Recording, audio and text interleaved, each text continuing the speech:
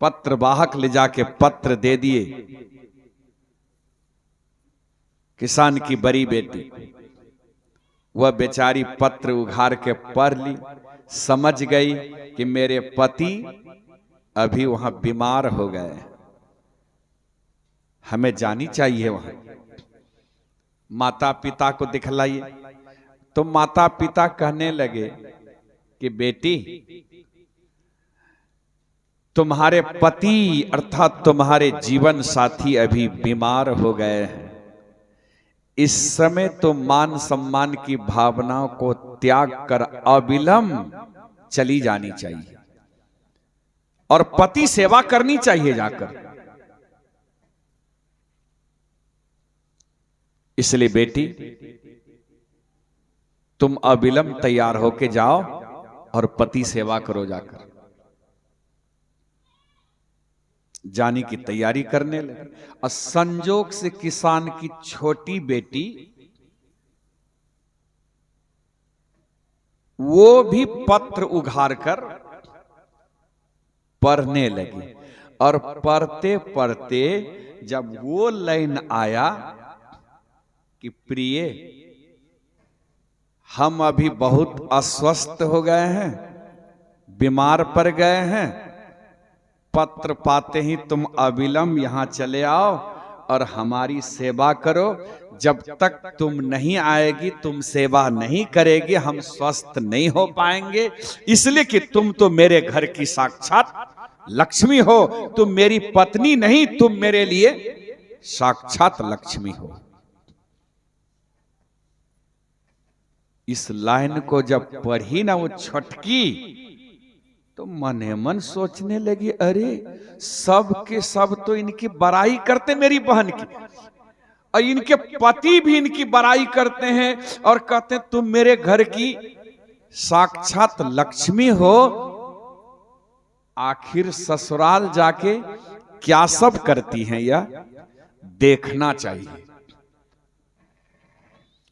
वो भी अपने माता पिता से कहने लगे, पिताजी, माँ जी, जीजाजी जब बीमार है वहां, दीदी जा ही रही हैं, तो आदेश मिलता तो मैं भी जाती दीदी के साथ, जीजाजी को वहां जाके देखते, कुछ टहल होता तो करती वहां टहल। तो माता पिता कहते हैं, हाँ हाँ बेटी, अरे यही सब अवसर में तो जाना चाहिए, अवश्य तुम जाओ, दोनों बहन जाओ और तुम भी जाकर के वहां जीजाजी के आगे पीछे अपना टहल करना, देखना सुना देखभाल करना। जाओ बेटी जा। बस दोनों बहन तैयार होकर ससुराल चली गई। तो बड़ी बहन के तो ससुराल था, वो जाके सास ससुर को प्रणाम की, जो भी देवी देवता का स्थापना था प्रणाम की, गुरु को प्रणाम की, पति को जाके प्रणाम की और पति सेवा में वह जुट गई। और छटकी तो देखने के लिए गई थी ना, यह टुकुर टुकुर देख रही हैं, देखती हैं कि क्या क्या सब करती हमारी बड़ी बहन, यह टुकुर टुकुर देख रही है।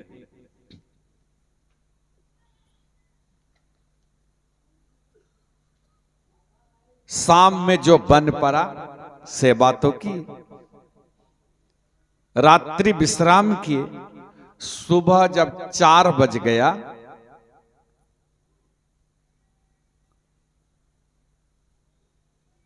तो उनके पति कहते हैं कि देखो ना, हमको लेट्रिन लग गया।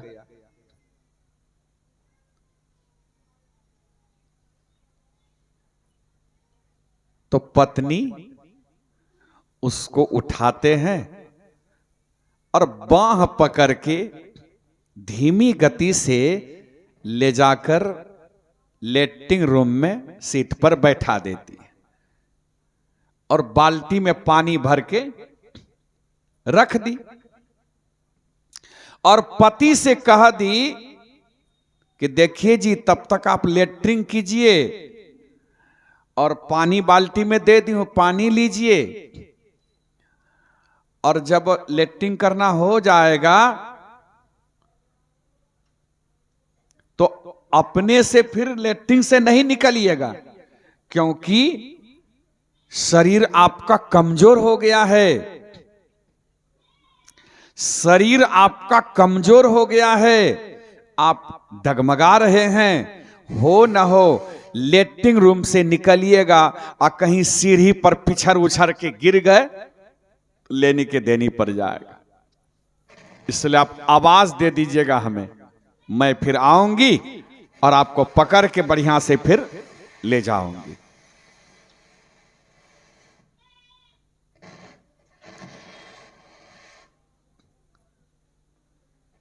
तब तक ये बेचारी क्या की, डेगची में पानी भर ली और पानी को सुसगरम कर ली, क्योंकि यह दिसंबर जनवरी का महीना था, कड़ाके की ठंडी थी। सोची कि मेरे पति बीमार हैं, कमजोर हो गए हैं, इस समय ठंडा पानी देंगे हाथ साफ करने, कुल्ला आचमन करने, तो हाथ ठिठुर जाएगा, पैर ठिठुर जाएगा, ठंड लग जाएगा। इसलिए वह पानी सुसगरम कर ली, बाल्टी में पानी भर ली सुसगरम, बाल्टी रख दी, टूल लगा दी, साबुन रख दी और तब गई पति को निकालने। फिर पति को निकालने गई और पति का बांह पकड़ के बढ़िया से फिर लेटरिन रूम से बाहर निकाली और ला करके टूल पर बैठा दी, हाथ में साबुन दी और लोटा से वही सुसगरम पानी पति के हाथ में ढारने लगी। पति साबुन लेकर के हाथ साफ करते हैं। क्या है ना है छह कहने बजा रखे चलो। बोलिए श्री सद्गुरु। तो पति हाथ साफ करते हैं, अब पत्नी सुसगरम पानी ढारते हैं हाथ में। तो उस समय भी उनके पति कहते हैं, आहा हा, सचमुच में तुम मेरी पत्नी नहीं, तुम मेरे लक्ष्मी हो, लक्ष्मी हो।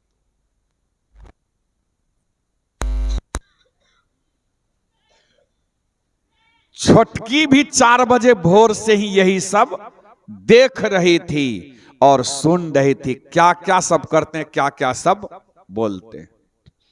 तो छोटकी सीख ली कि ओ, शादी होकर के ससुराल जाने के बाद इसी तरह से ससुराल जाकर सास ससुर को प्रणाम किया जाता है, गुरु को प्रणाम किया जाता है, देवी देवताओं को प्रणाम किया जाता है, पति सेवा किया जाता है और 4 बजे भोर में पति को उठा के लेटरिन रूम में ले जाकर बैठाया जाता है। अब फिर पानी खौला करके बाल्टी में लिया जाता है और टूल साबुन लगा करके अब फिर पति को लेटरिन रूम से बांह पकड़ के निकाल के लाकर टूल में बैठाया जाता है और हाथ में साबुन देके गरम गरम पानी पति के हाथ में ढारा जाता है। तब पति लक्ष्मी कहते हैं। तो सीख ली बड़ी बहन के। जब इनकी भी शादी हुई, शादी होने के बाद ये छोटकी की विदाई जेठ महीना, भीषण गर्मी के समय, जेठ जेठहरी समय इनकी विदाई हुई। जब विदाई होकर के ससुराल गई तो जो सब बड़ी बहन के यहां से देख करके आए थे, सास ससुर को प्रणाम की, गुरु को प्रणाम की, देवी देवताओं को प्रणाम की, पति को जाके प्रणाम की और रात में जो सेवा देखी थी बड़ी बहन से वह सब सेवा की, रात्रि विश्राम की। जब सुबह हुआ 4 बजे भोर हो गया तो अपने पति को जगाती है, उठिए लेटरिन नहीं जाइएगा जी, उठिए। अरे उनके पति बीमार था, अस्वस्थ हो गए थे, तो 4 बजे भोर में उनको लेट्रिन लगा, तो लेट्रिन का तलब दर्शाए। और यहां तो इनके पति बीमार है नहीं, और 4 बजे भोर में लेट्रिन भी नहीं लगा है। जबरदस्ती कहता है उठिए जी, लेट्रिन नहीं जाइएगा। तो पति कहते अरे रुको ना थोड़ी देर, बाद में जाएंगे। कहा नहीं नहीं, उठिए लेट्रिन से, 4 बज गया। पति सोचते हैं इनका कोई नियम है 4 बजे जगने का, चलो जग जाते हैं, क्या लगा। पति भी जग गए। ये भी क्या की, पति के बाह पकड़ ली, पति के बाह पकड़ ली, जबकि तंदुरुस्त है पति, स्वस्थ हैं, फिर भी पति के बाह पकड़ ली। अब बाह पकड़ के ले जाके लेट्रिन रूम में सीट पर बैठा दी, और बाल्टी में पानी भर के भी दे दी। और पति से कहते जी अपने से नहीं निकलिएगा, मैं आऊंगी फिर निकालने के लिए, तब बाह पकड़ के निकाल के ले जाऊंगी। तब तक पति तो लेट्रिन करने लगे, और वो जाकर के एक डेग में पानी को खूब खौला ली, पानी को खौला करके बाल्टी में ले ली, टूल लगा दी, साबुन रख दी, और तब गई पति को निकालने लेट्रिन से। हुआ जी निकलिए अब। फिर बांह पकड़ ली पति के। तब तक तो पति सोचते ओ नई नई आई है ना, तो हमसे बहुत प्यार करती है, नई नई जो आई तो दिल लगी करती है, हमसे बहुत प्यार करती हैं, बहुत मानती हैं हमको, इसलिए बांह पकड़ के ले जाती हैं और लाती हैं। बांह पकड़ के पति के फिर लाई, टूल पर बैठा दी, हाथ में साबुन दे दी, और वही खौलाया हुआ पानी लोटा से लेके पति के हाथ में ढार दी। खौलाया हुआ पानी जैसे पति के हाथ में ढारी, तो पति का हाथ तो झरक गया, झरक गया। पति कहते हैं उनके अरे अरे राक्षसनी कहां के, रात्रि समय आई और सुबह होते होते मेरा हाथ झरका के रख दी, कौन कुलक्षणी तुम आई है। तो वो बिगड़ के कहते हैं खबरदार, इस तरह से मेरी बड़ी बहन, इस तरह से मेरी बड़ी बहन ससुराल में जाके अपने पति की सेवा की, तो उनके पति उनको लक्ष्मी कह के संबोधित किए, और हम इस तरह से आपकी सेवा किए तो हमको आप कुलक्षणी कहिएगा क्यों? कहने का भाव कि देखा देखी सांसारिक काम भी नहीं होता है, देखा देखी सांसारिक काम भी नहीं होता है।